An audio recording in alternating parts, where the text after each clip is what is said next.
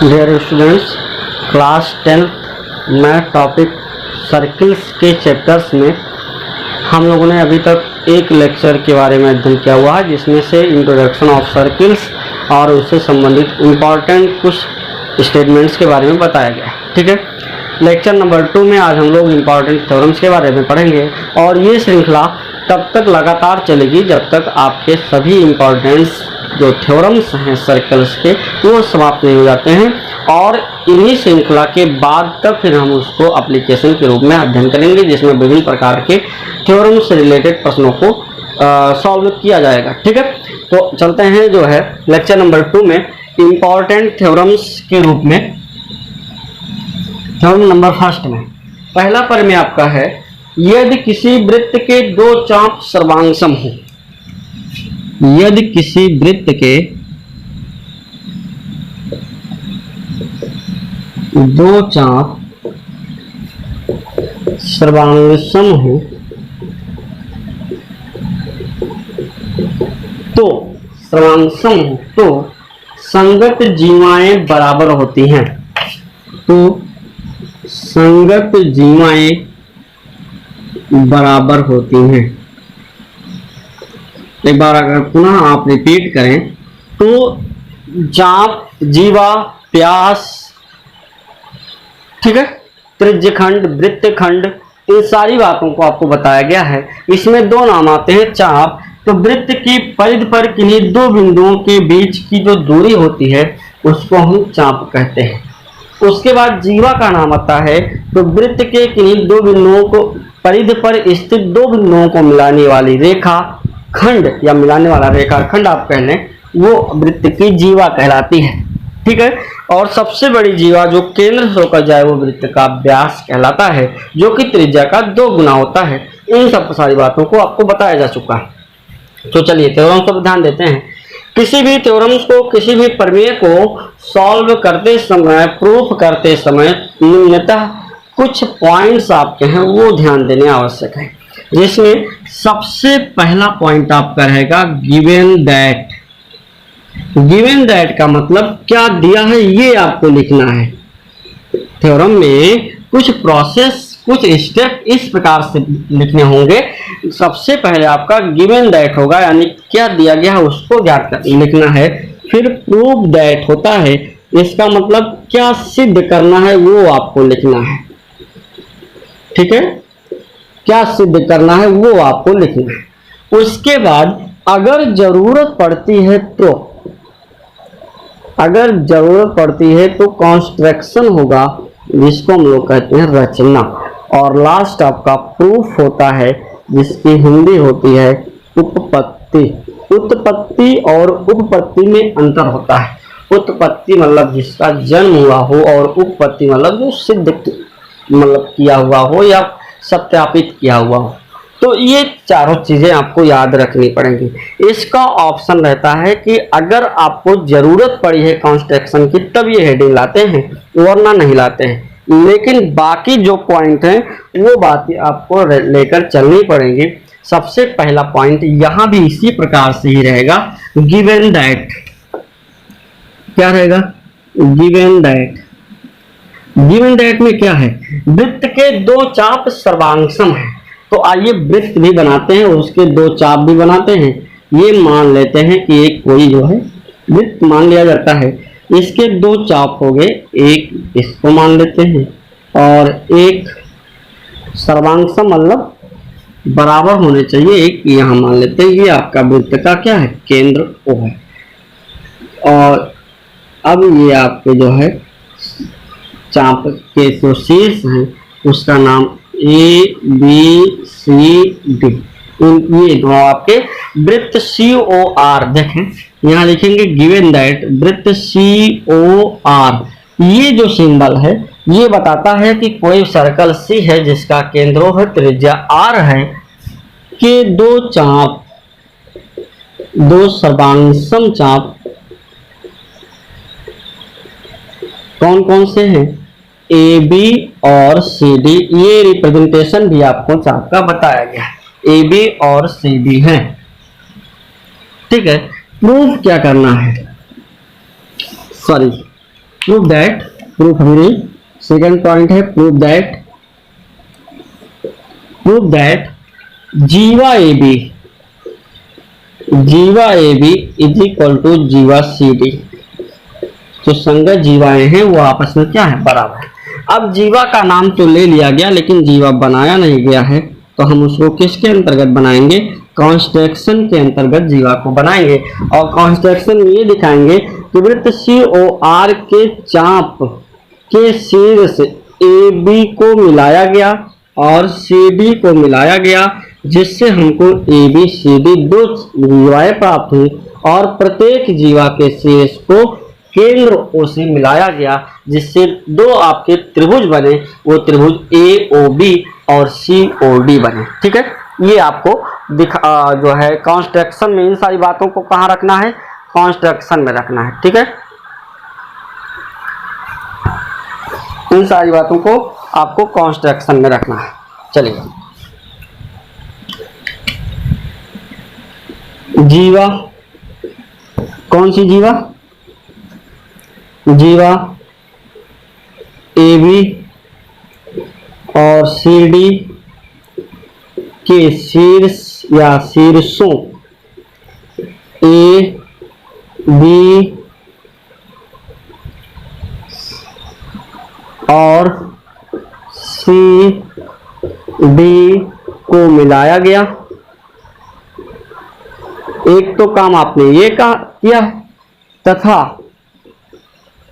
COR के केंद्र O से किसको मिलाया गया, A, B, C और D को मिलाया गया। ये दो रचनाएं की गई।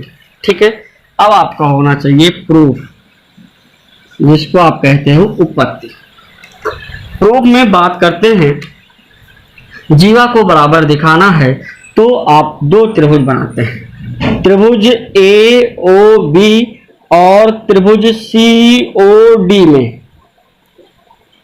त्रिभुज AOB और त्रिभुज COD में क्या चीजें बराबर हैं, OA बराबर है OB के, एक प्रॉपर्टी पहले वाले त्रिभुज की और दूसरी प्रॉपर्टी दूसरे वाले त्रिभुज की बराबर दिखाना है, तो AO बराबर है OA बराबर है OC की और OB बराबर है OD के। ये दोनों प्रॉपर्टी जो है वो वृत्त की त्रिज्या है, एक ही वृत्त की त्रिज्या है, एक ही वृत्त की त्रिज्या है। और लिख भी सकते हैं, एक ही वृत्त की त्रिज्याएं परस्पर बराबर होती हैं, परस्पर बराबर होती हैं। ठीक है, और थर्ड पॉइंट आप जो लिखेंगे वो क्या लिखेंगे, जब आप देखें ये दोनों हो गया और आपको जीवा बराबर दिखाना है। ठीक है, तो संगत चाप के द्वारा, बराबर चाप के द्वारा केंद्र पर बराबर कोणांतरित होते हैं।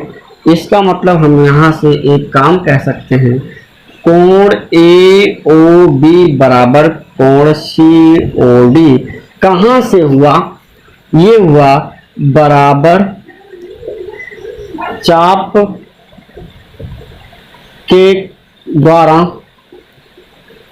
केंद्र पर बने कोण बराबर होते हैं, केंद्र पर बने कोण आपस में क्या होते हैं, बराबर होते हैं। तीन प्रॉपर्टी मिली। आपको याद होगा सर्वांगसम विधि को कैसे प्रूव किया जाए, वो चीजें बताने का।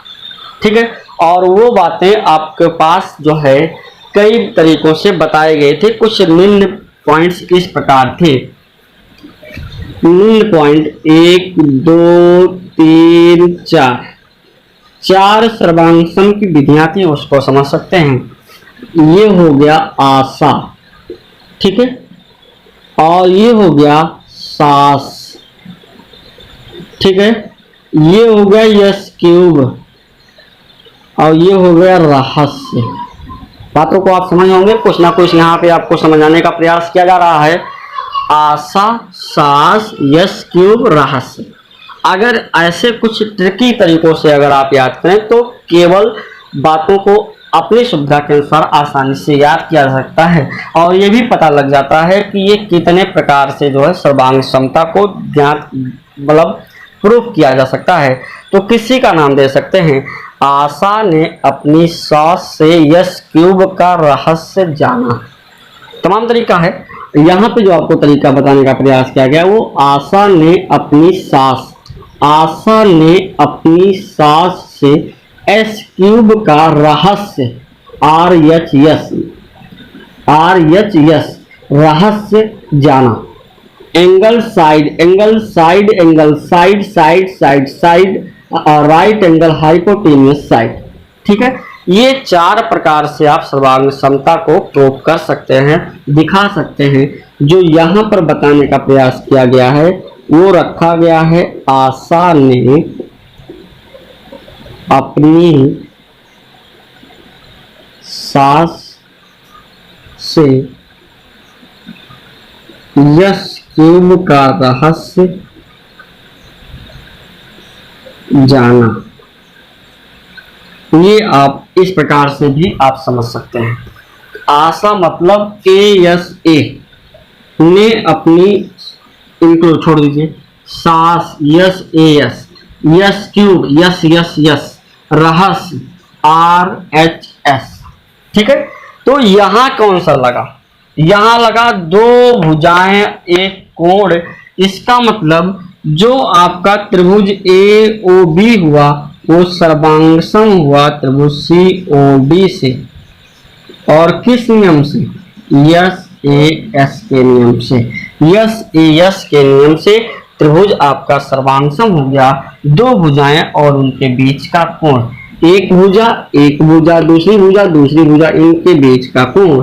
इसका मतलब क्या हुआ? यहां से कह सकते हो कि AB बराबर CD। क्या कह सकते हैं? AB बराबर CD हो गया। आप देखें, AB बराबर CD, और AB क्या है? जीवा है। CD क्या है? जीवा है। और दोनों जीवाएं आपस में क्या हो गई? बराबर हो गई।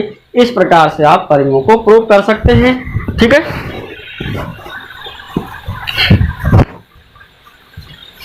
चलिए नेक्स्ट थ्योरम पर चलते हैं, अगले परिमेय पर।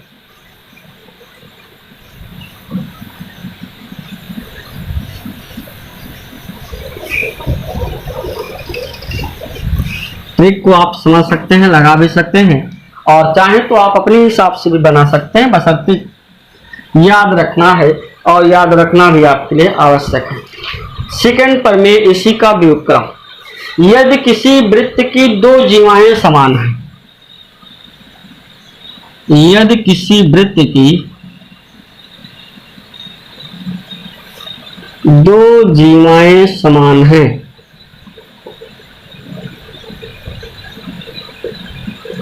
तो अगर जीवाएं अब की बार समान हैं, उनके संगत चाप सर्वांगसम होंगे। उनके संगत चाप सर्वांगसम होंगे। ठीक है, यहां पे आपको चाप को सर्वांगसम दिखाना है। किसको दिखाना है? चाप को सर्वांगसम दिखाना है। ठीक है, ये आपका एक वृत्त हुआ जिसका केंद्र O है, जिसके 2 चाप कौन कौन से हैं? इस प्रकार से हैं। सारी प्रक्रिया वैसे ही रहेगी।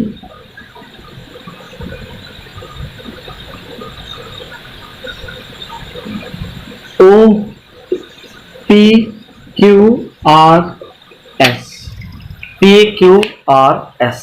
ठीक है, आइए देखते हैं। सबसे पहले क्या होगा? Given that. क्या होगा? Given that. गिवन दैट में क्या होगा? यदि किसी वृत्त की 2 जीवाएं समान हैं, तो वृत्त COR ये 2 बराबर जीवाएं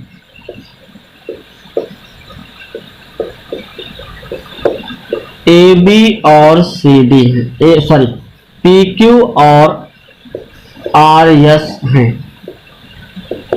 कौन कौन से हैं? PQ और RS हैं। 2 बराबर जीवाएं कौन कौन सी हैं? पी क्यू और आर एस है, ठीक है। पी क्यू और कौन है, आर एस, दो बराबर जीवाएं पी क्यू और आर एस हो गई, ठीक है। और उसके बाद क्या है, प्रूव दैट,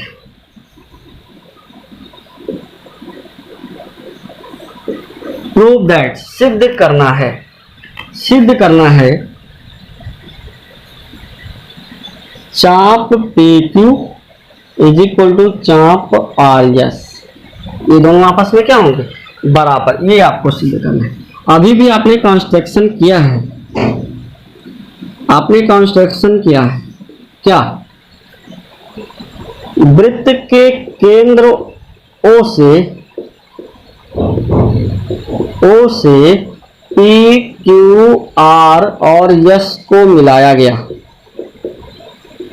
क्या किया गया, यस को मिलाया गया, ओके। प्रूफ, प्रूफ क्या करना है, यस को मिलाया गया। अब बात करते हैं त्रिभुज पी ओ क्यू और त्रिभुज आर ओ एस। ध्यान रखिएगा, आपको चाप बराबर दिखाना है और चाप लिए गए दोनों त्रिभुजों में नहीं आ रहा है, चाप लिए गए दोनों त्रिभुजों में नहीं आ रहा है, तो फिर हम कैसे उसको बराबर दिखाएं, ये बात समझने वाली बात होती है, ठीक है। तो आप ध्यान दें, अभी आपने पिछले प्रमेय में इसको बाकायदे लिखा गया है कि किसी भी वृत्त के अगर संगत चाप बराबर होते हैं या चाप बराबर होते हैं तो उनके द्वारा केंद्र पर बनाया गया कोण भी बराबर होता है। इसका मतलब अगर केंद्र पर बनाए गए कोण बराबर होते हैं उनके संगत चाप भी आपस में बराबर होंगे। इसका मतलब क्या हुआ, हमको ये दोनों कोणों के बारे में बताना है, दैट ये कोण आपस में क्या है, बराबर। अगर कोण P O Q is equal to R O S हो जाएगा तो उसके संगत चाप पी क्यू और चाप आर एस आपस में बराबर, ठीक है। तो चलिए पी क्यू बराबर ओ पी बराबर ओ आर और ओ क्यू बराबर ओ एस एक ही वृत्त की त्रिज्याएं हैं,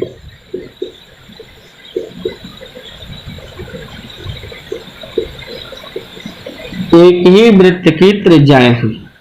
थर्ड, चाप क्या दो बराबर जीवाएं दिया गया है, पी क्यू बराबर आर एस, ये दिया है, ठीक है। इसका मतलब त्रिभुज P O Q is equal to त्रिभुज आर ओ एस। इसका मतलब क्या हुआ, यहाँ इसका मतलब क्या हुआ, कोण पी ओ क्यू, कोण P O Q is equal to कोण आर ओ एस, ठीक है। ये दोनों कोण बराबर हो गए, इसका मतलब इनके संगत जीवा चाप आपस में बराबर होंगे। ये लिखने के कारण बताने की कोई आवश्यकता नहीं है कि आप, इसलिए नहीं बताने की आवश्यकता है कि पिछले प्रमेय में आपने पढ़ चुके हैं, ठीक है, कि अगर जो है केंद्र पर बने कोण बराबर हैं तो उनकी संगत जीवाएं आपस में बराबर होंगी। इस प्रकार से आप प्रत्येक प्रमेय को, जो भी प्रमेय आप पढ़ेंगे उस प्रमेय का व्युत्क्रम अगला प्रमेय आपको मिलेगा। तो आज के सेशन में प्रमेय 1 और उसका व्युत्क्रम प्रमेय नंबर 2 आपको मिला। नेक्स्ट लेक्चर 3 में प्रश्न प्रमेय नंबर 3 और उसका व्युत्क्रम 4। फिर अगले लेक्चर में इस प्रकार से प्रत्येक लेक्चर आपका जो है थ्योरम्स और उसके व्युत्क्रम थ्योरम्स के बारे में अध्ययन करते हुए हम लोग थ्योरम्स को अलग अलग लेक्चर्स के रूप में सीखने का प्रयास करेंगे और फिर इसके एप्लीकेशन के बारे में जानकारी प्राप्त करेंगे। तो बस आज के लिए इतना ही, ओके। थ्योरम्स को पढ़ें, नोट्स बनाएं और उससे संबंधित विभिन्न प्रकार के प्रश्नों को आप अपने बुक की सहायता से तब तक अध्ययन करें जब तक हम लोग इसके एप्लीकेशन के बारे में जानने का प्रयास न करें। ओके।